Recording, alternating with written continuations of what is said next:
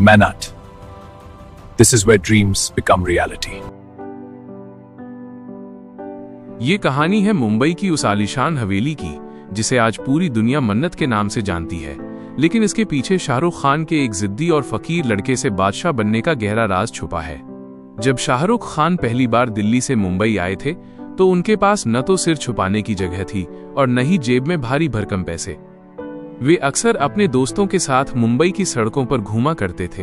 एक शाम वे बैंडस्टैंड बांद्रा के किनारे टहल रहे थे, जहां समंदर की लहरें पत्थरों से टकरा रही थीं। तभी उनकी नजर एक बेहद खूबसूरत सफेद रंग की पुरानी हवेली पर पड़ी, जिसका नाम तब विला वियना हुआ करता था। उस वक्त शाहरुख एक उभरते हुए कलाकार थे, जिनकी बस एक दो फिल्में ही आई थीं। वे उस बंगले के लोहे के गेट के पास खड़े हो गए और अंदर के बगीचे को निहारने लगे। उनके दोस्त ने मजाक में कहा, तारांकन भाई, क्या देख रहा है? ये बहुत बड़े गुजराती बिजनेसमैन का घर है, इसे खरीदना हम जैसों के बस की बात नहीं। शाहरुख ने उस वक्त कुछ नहीं कहा, बस चुपचाप उस दीवार को छुआ। उनके मन में एक अजीब सी हलचल थी। उन्होंने अपने दिल में एक वादा किया कि अगर वे इस शहर में टिक गए तो ये घर उनका होगा।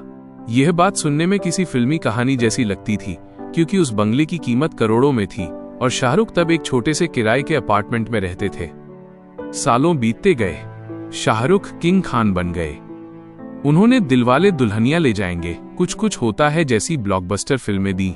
पैसा और शोहरत उनके कदम चूमने लगी, लेकिन उनका वो सपना अब भी अधूरा था।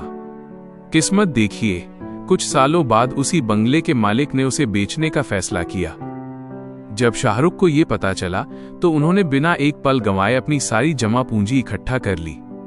उस वक्त उनके पास उतने पैसे नहीं थे कि वे इतना महंगा बंगला एक बार में खरीद सकें। उन्होंने अपनी कुछ प्रॉपर्टी बेची, कर्ज लिया और अपनी मेहनत की गाढ़ी कमाई उस एक घर पर लगा दी। लोग उन्हें समझा रहे थे कि इतने पैसे में तो वे कई फ्लैट्स खरीद सकते हैं, लेकिन शाहरुख की जिद कुछ और ही थी। आखिरकार 2001 में उन्होंने वो बंगला खरीद लिया और उसका नाम बदलकर मन्नत रख दिया। उनका मानना था कि उनकी हर मन्नत, दुआ उस घर को पाकर पूरी हो गई।